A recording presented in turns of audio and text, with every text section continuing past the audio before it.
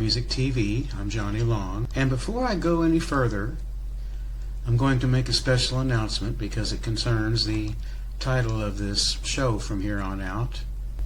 The investigative team of Paramusic TV is now called Mile High Paranormal.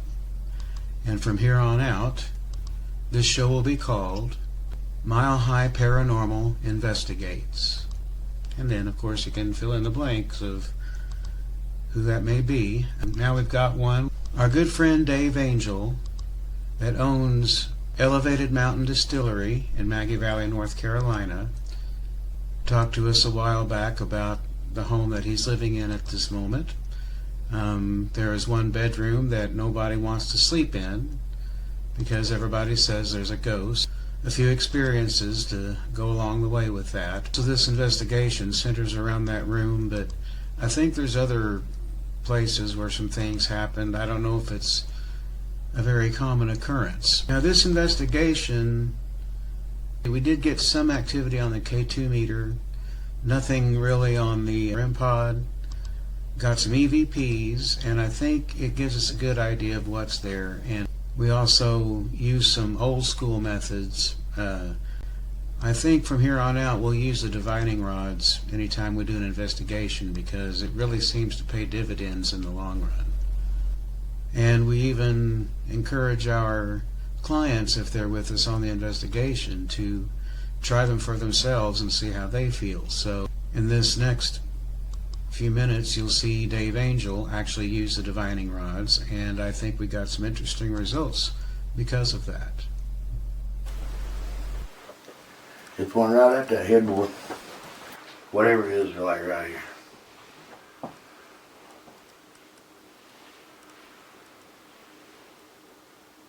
You can feel that it's so weird feeling. See, I just stopped it like, yeah. Stop like that, and that's like midstream, they'll just end up stopping. And you'll feel it draw. So if both of them start one direction, that's the way you need to go. Then when they cross, you'll feel it X up, and then you can almost pinpoint exactly where it is. You feel that move? I did. That's sort of right where you now were. Back up. See how it starts spreading apart again? Oh, that's crazy, yeah. Oh, that's freaky. That's totally freaky. It is. I mean, they're like, there was some, because when you stepped over here, it did the same thing. I mean, that's just Yeah, real. that's what it's doing to you.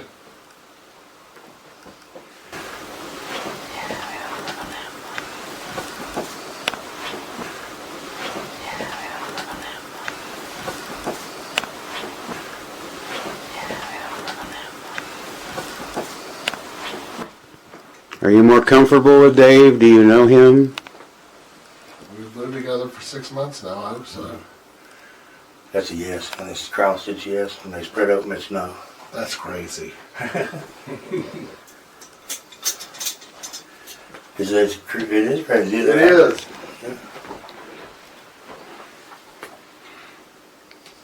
Are you a male? That was a quick yes.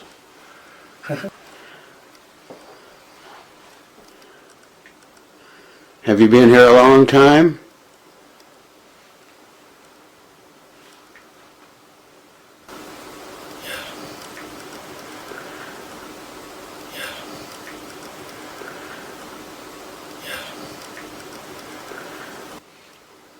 Did you own the house first?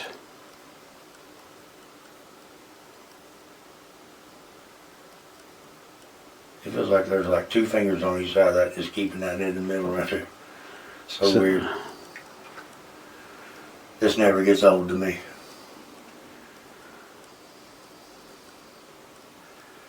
Why you just holding it right there? Are you here right there where I'm at? Is that what's going on?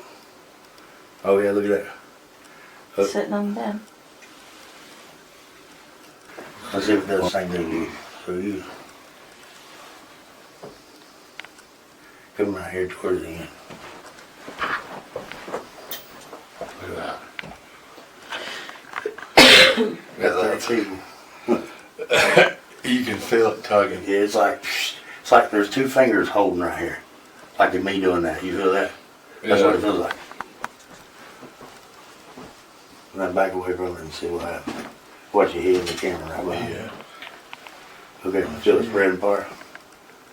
Isn't that weird? Yeah, that's creepy.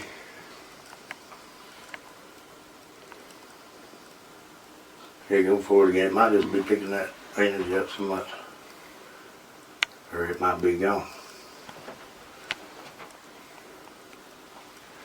May not be used to so many people paying attention to it. Okay. You see the red light on the bed? Can you make the red light go off? It makes a noise. Check this out. Can you do that? Sorry.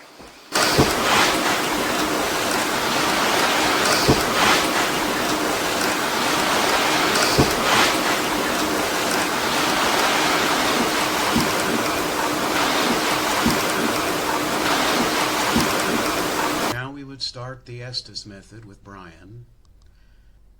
And the responses we got are in keeping, I believe, with what I think's going on there. And we also caught a light anomaly or an orb, or at least I'm convinced that's what it is. I tried to point it out because sometimes it's hard to see, especially if you're on a cell phone. It might be difficult to see, but I tried to slow it down and get a better view of it.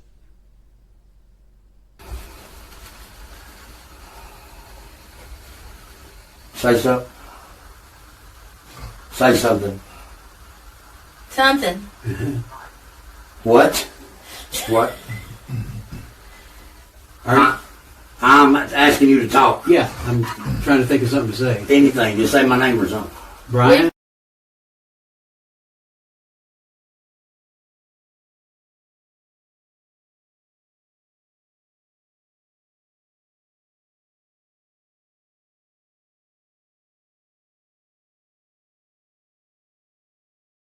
Are you happy?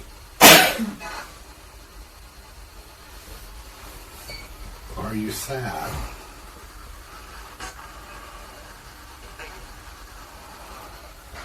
The lady?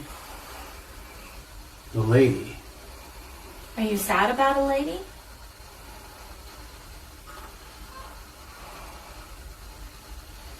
Is that why you stay?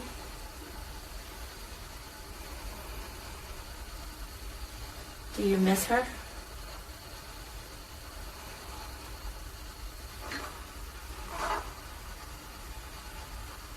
You are, again. And it was like, you are. We started going to other rooms.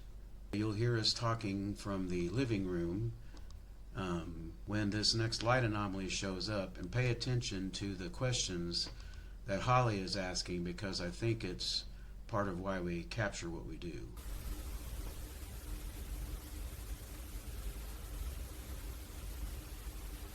Why don't you light our camera? Do you know where they are?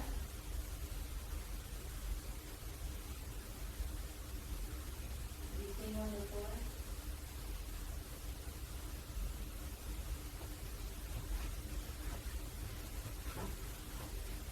They're just about to get back in the room. I think you can see it.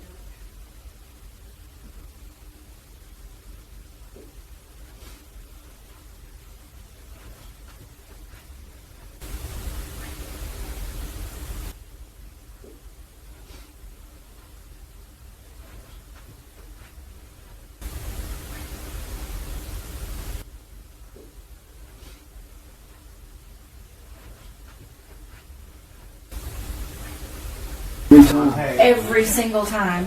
Oh, that just flickered. It did. K2 meter just started going off again. Nope. Oh.